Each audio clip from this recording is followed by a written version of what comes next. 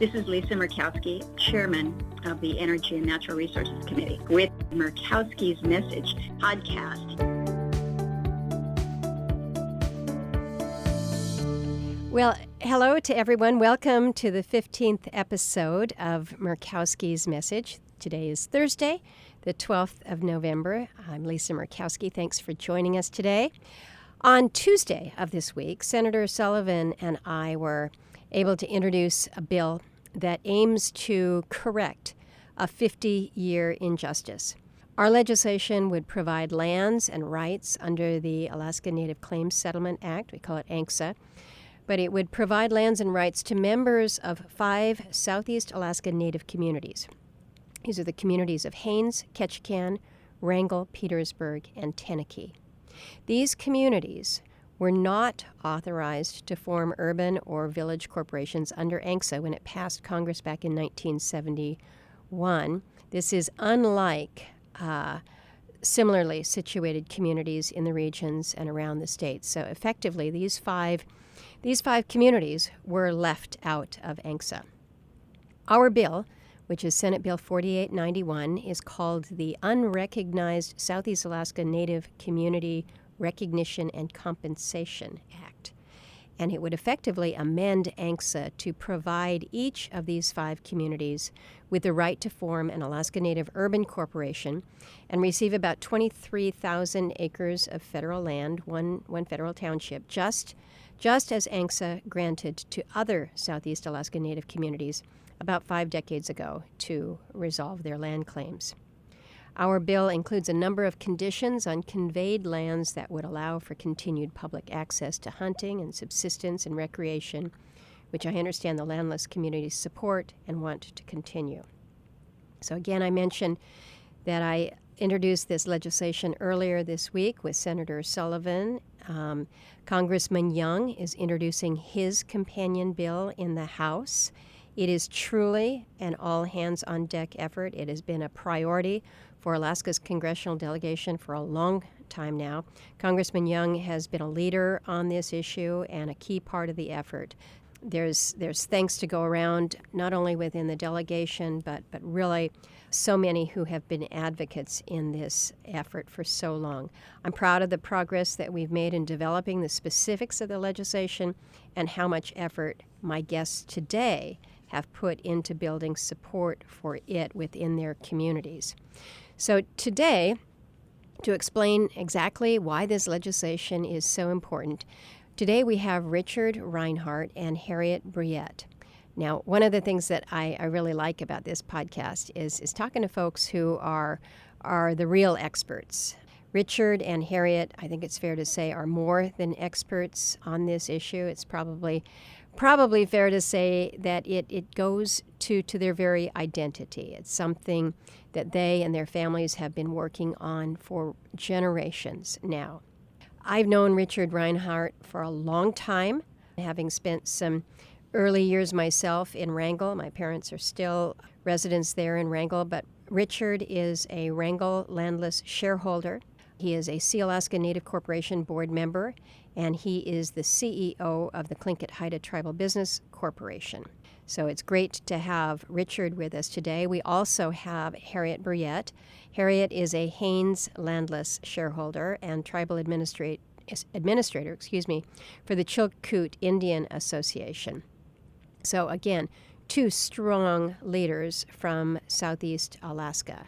And again, leaders who have been involved in this effort for decades. So to both of you, thank you for joining me. Pleased that you're able to help walk us through some of the particulars and some of the background. So let's start with that. Statehood was certainly a definitive milestone for Alaska, as was the Native Land Claims Settlement Act. I mentioned that it was passed in 1971, making it the largest land claim settlement in history at the time. And it created 13 regional corporations and more than 200 village and urban corporations throughout the states. And as I mentioned, your families were involved in these efforts, but as was pointed out, not everyone was included. So Harriet, you're from the Haines community. just a little bit of your background here. Growing up, what was your understanding of ANCSA and your family's experience there? Because you've got some tenure here with this issue. So thanks for being with us. And if you can just kind of share with our listeners a little bit of your background there. Sure. I grew up with a strong understanding of what ANCSA was and what it meant to my family. It just seemed like something that was almost heartbreaking because it was something that we anticipated. I still remember being a very small child riding in a vehicle with my mother, sitting with her, and her telling me that this land claim settlement was going to happen, and when that happened, it would make our lives easier. I had wanted something. I don't remember what it was, a toy or something, and we couldn't afford it. And she said that when land claim settlement passes, then I can get you this item that you want so badly. And I could just remember feeling content about that. And then when it didn't happen, we spent a lot of time, our family and other families in our community, talking about the land claims settlement and why it didn't happen for us and what could we do to change this. I was very young then and went away to college and came back home. Fresh out of college, I was in my early to mid-20s when I was approached by some community elders and asked to participate in the Sealaska group, which was the group that was put together to address the communities who were left out of the land claim settlement. So I was very young, fresh out of college, the mother of two small boys, and jumped in with both feet. And one of the first people that I met was Frank Murkowski. And we talked a bit about TLUMP and what it meant to be landless to me and how important the land claim settlement was. So it's been ingrained in who I am from my first memories. And I feel like there's almost like a tenseness in my body that will not be released until the day that our tribal members receive some land back. I think that land defines who we are, and to be without that is almost like being drifting. You know, we're drifting for meaning of some kind. And the way that you have described it, Harriet, is so important because it is these ties to the land, the cultural ties, the spiritual ties, the ties through subsistence. It is this identity through the land that has been and continues to be so significant. And to hear your story, truly generational. You have effectively been aware of the significance of what the land claim settlement meant in terms of being able to provide Native peoples with land, and knowing that these 5 communities were left out of that is something that, as you describe, continues from the time that you first remember really to the present day. And I know, Richard, this is true in so many senses of the word with regard to identity to the land. As I mentioned in my opening remarks, I spent some growing up years in Wrangell. I was born down in Ketchikan and love the time that I am able to spend when I am in the region, but I hear very, very clearly and very well that the identity of Alaska's First People is so closely tied to the land. So, Richard, if we can hear from you for a moment here in trying to help explain to non-Alaskans that may be unfamiliar with this issue here, how does ANCSA uniquely resolve land claims? What does it mean then to be landless? Because for most in the state, ANCSA did address that. But what does it mean to you to be landless? Thank you, Senator. First, I'd like to acknowledge all the efforts that you and your staff have put in over the years and how you continue to support us and bring our bills forward. Harriet had mentioned your father, Frank. He was, had our first bill for trying to write this way back in the 90s. So I just want to thank you for all your efforts. To give a little perspective on what it means to be landless and how ANCSA applies to it. In Alaska, as you know, but maybe not everyone knows, we don't have a reservation system like there are in many other states. We have the Alaska Native Claims Settlement Act, where the lands were put into corporations. The Alaska Native corporations hold the lands, the tribes do not. So it is unique, it is different, but nonetheless, there is the vehicle for holding land. I want to give a little bit of Tlingit perspective. It's hard for most people to think in Tlingit terms. You must have a very long-term perspective. Old-growth forests are beautiful, and 500-year-old trees are quite impressive. And we have much respect and reverence for them, too. But please keep in mind, our people have been on our lands since way before the oldest trees, and in fact, way before the oldest forests. We were literally here on these lands when the mountaintops and the valley floors were formed. We like to say that we've been on this land since time immemorial. Well, what does that mean? It means that we were here before the first ice age, and again, when the ice first receded. We have stories and songs of our people going under and over the glaciers to get where they are today in our current homeland. We were here before the Great Flood and have stories of our people climbing mountains to escape the floodwaters. We have place names for those mountains. Those stories are thousands of years old. But we don't just have ancient songs and stories. We have scientific proof that our people have been here for at least 10,000 years. And when you think about that, 10,000 years is older than Western civilization as we know it. We have several other stories about specific places that belong to specific clans. Many of those stories are hundreds of years old, which is much older than the United States of America.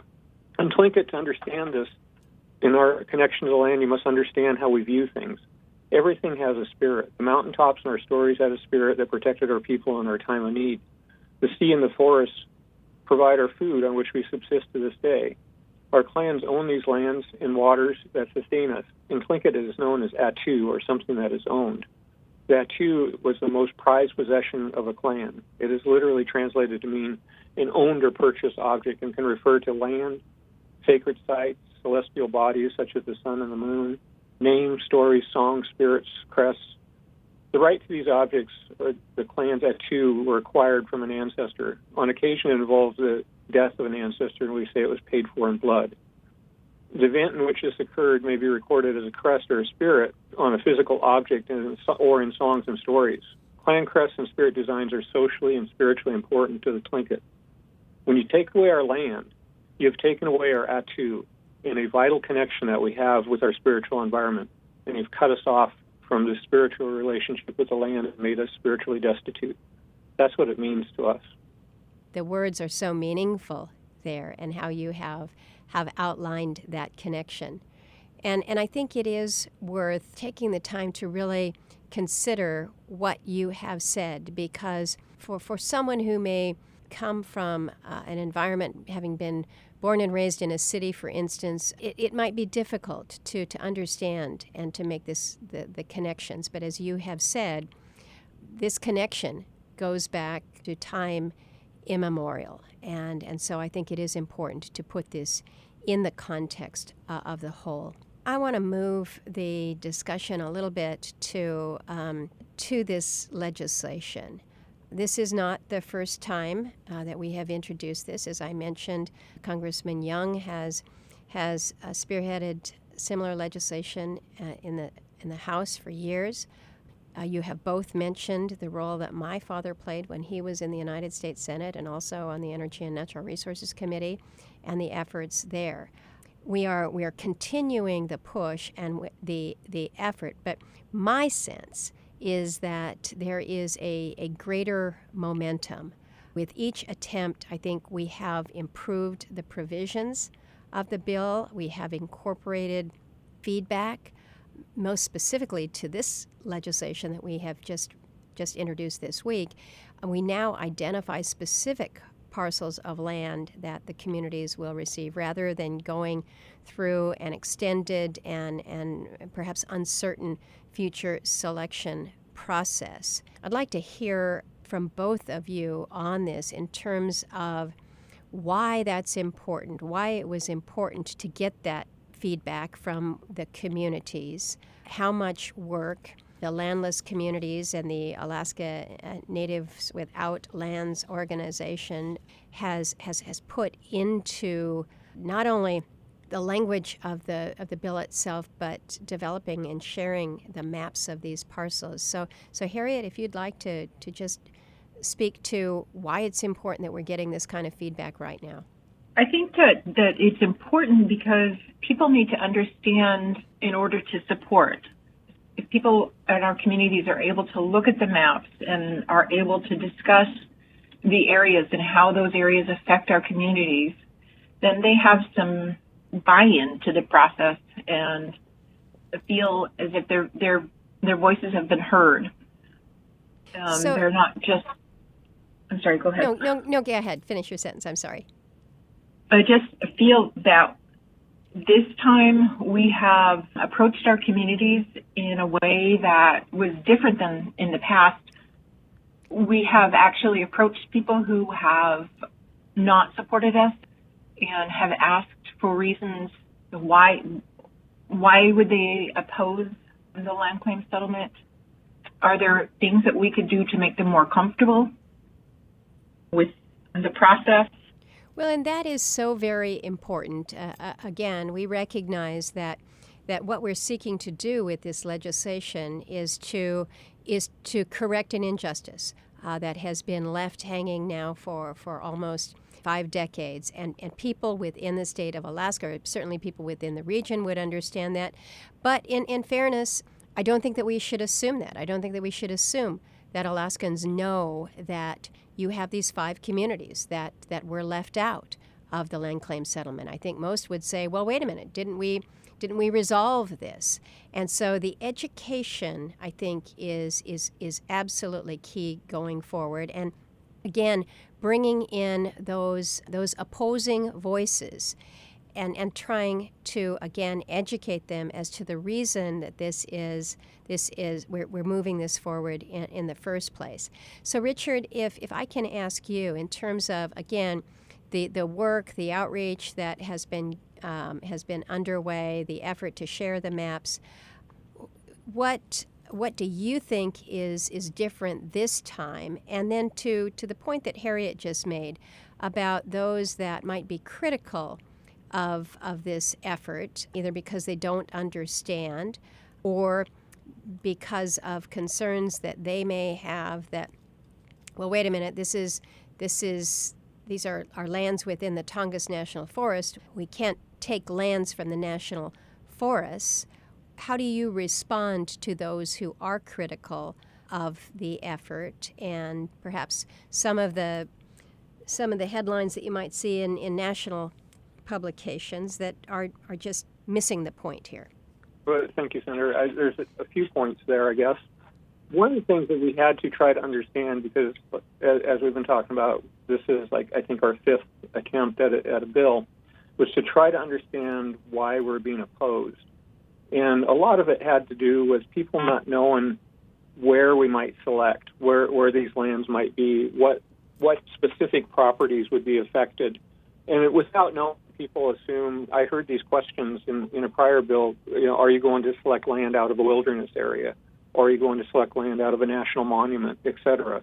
And by putting the maps out there, we were able to relieve a lot of that concern. We started meeting last year, and we went through all the communities, and we went through communities outside of southeast of Alaska as well. And we've had the maps out for over a year. We've met with the U.S. Forest Service, and we've met with the state of Alaska, and we've met with people from each community.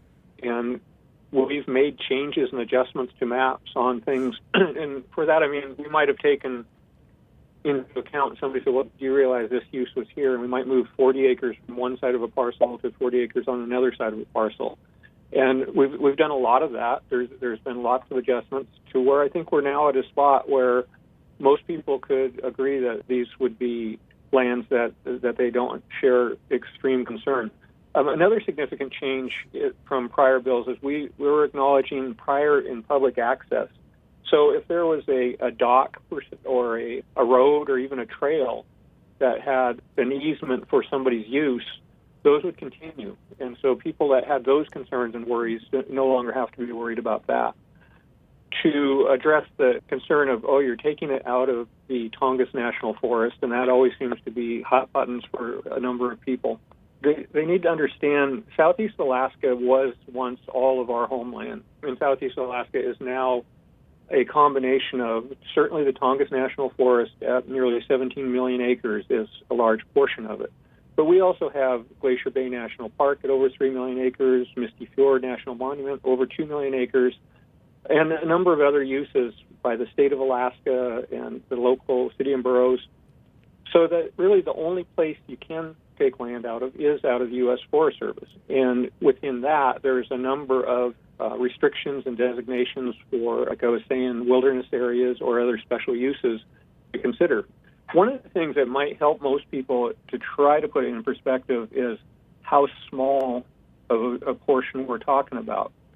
The Southeast Alaska in total is over 23 million acres. And when we're talking about 23,000 acres, sounds like a lot, but even when you put the 5 communities together at 115,000 acres, we're talking about less than half of 1% of the total of land here. And I try to put that in perspective for people. So if you look at all of Southeast Alaska, we have over 36,000 square miles of land. What is that comparable to? And I just kind of look down through the states. Indiana is about the size of Southeast Alaska. And if you think of Indiana, and for people that live there or have been through there, one corner to the next, it's a good-sized state. It's pretty big. But then if you look at Indianapolis, how big is that? Well, Indianapolis is about 360 square miles. We're only talking about here 180 square miles, so half the size of the city of Indianapolis compared to the whole state. And that's sort of a perspective that maybe people don't understand. It's not as big as it sounds. You hear, oh my gosh, 23,000 acres or 115,000 acres. It sounds like a lot, and it is. But keep in mind, it's very small compared to the Tongass National Forest in Southeast Alaska. Your analogy, your comparison, I think is really helpful and very instructive. Because again, I think most people are like, okay, 23,000 acres. What exactly does that mean? Is it a lot? What does this really mean? And I think putting it into the context of the whole is really quite important. And then what you have also outlined about the other limitations on access to available land within Southeast within the region, because again, of wilderness designations, all that we have with Glacier Bay, there is a reality and a recognition that so much of the lands that were, again, your traditional homelands, the areas that you hunted, you fished for thousands of years, that these have become subject to federal designation. So again, correcting a wrong, an oversight from 50 years ago, most people wouldn't think that we're still dealing with this. And yet it's not only still dealing with it, but in my view, there is even greater urgency for Congress addressing this now. I think about instances where you would say that 10 years have gone by and we haven't fixed this and people would be up in arms. Well, close to 50 years have gone by now. And these communities of Ketchikan and Petersburg and Wrangell and Tenakee and Haines deserve to have those same opportunities that were provided back in 1971 under ANCSA. So I want to thank you, Harriet, and you, Richard, not only for the time that you've given today to kind of walk through a little bit of the background, just the shared history, but also the rationale and why we are where we are here today with this very important issue. We're going to be holding a Senate Energy and Natural Resources Committee hearing on Wednesday, November 18th, so that's next Wednesday at our subcommittee on public lands. And this bill will be before the committee. Know that I intend to take your stories and your words and share them with my colleagues at that hearing so that they can be better educated about the reason why, the rationale, and the urgency as to why we should be moving forward. I thank you for the time that you've given us, and to our listeners who have joined us, thank you for being on this episode of Murkowski's Message Podcast. So everybody be safe, be healthy. Take care.